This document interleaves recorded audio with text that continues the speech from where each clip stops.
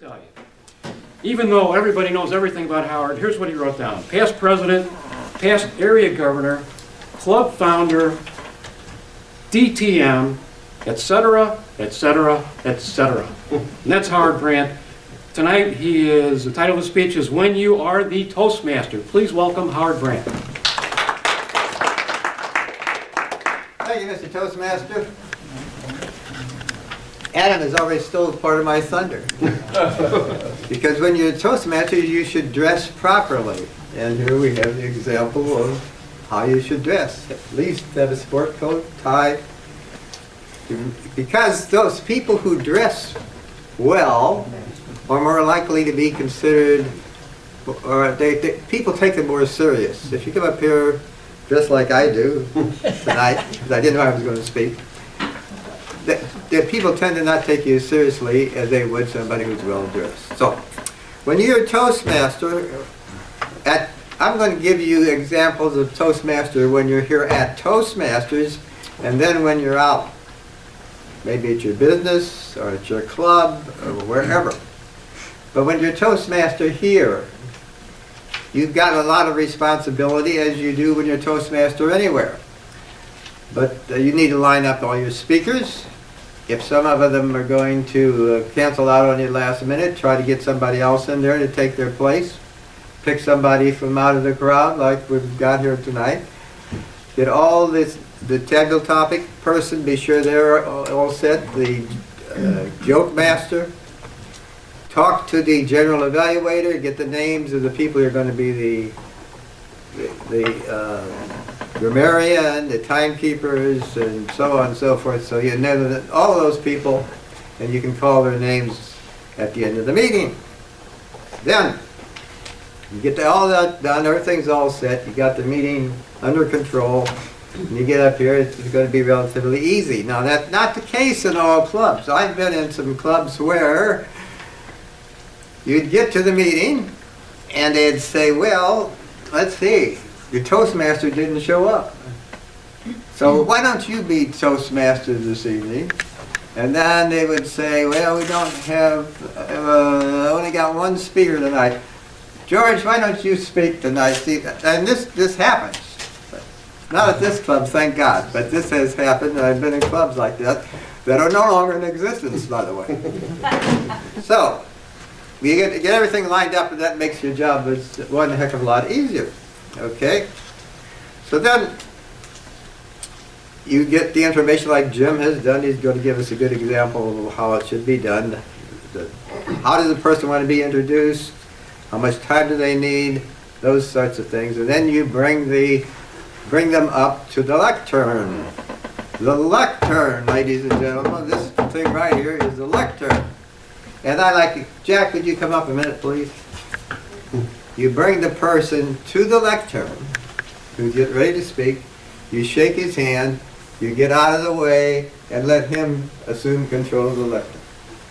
That's the way that is done. Now, when the time comes when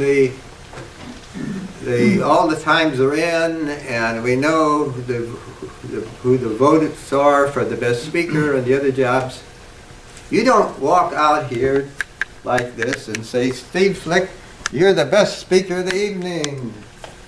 No, you don't do that.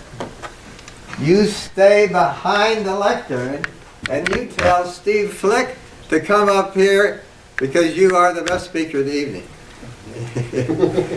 But many times I've seen some of our Toastmasters walk out around the room and pass these things out. They're to come to you, not you to go to them.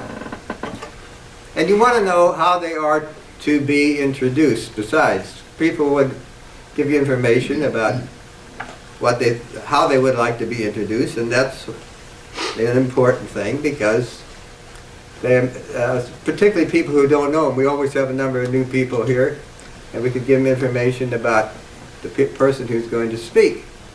Now it's also important to realize that the Toastmaster is not the main event. So you don't want to be stealing any of the speaker's stuff before they get a chance to speak it. Have you ever been to a meeting where the Toastmaster, Master of Ceremonies, same thing, got up and said, our speaker tonight is going to speak about the candidate for the Republican Party. Now, the candidate for the Republican Party president this year is Mitt Romney. And then on he goes about everything about Mitt Romney. And then that speaker gets up and he says, any questions?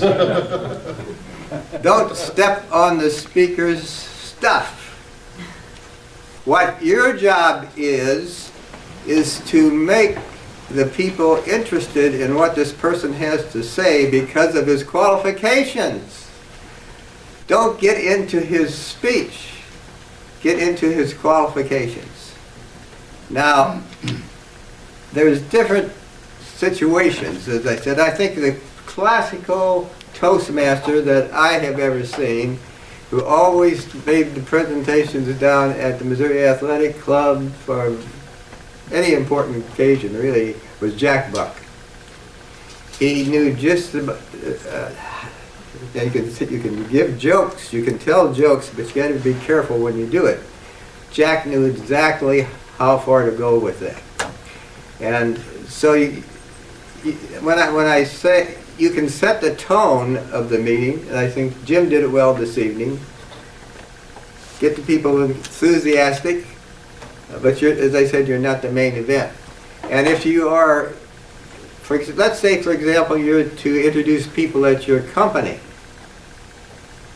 and your boss says, well, you could be the Toastmaster to me. You got to be particularly careful then, because you don't want to make anybody mad. You're liable to screw up your ability to get promoted, and vice versa. We had a guy at the Toastmasters Club in O'Fallon who was introduced the speaker that came to his particular company. He was an insurance agent, wasn't an insurance agent, he was an administrative guy in an insurance company.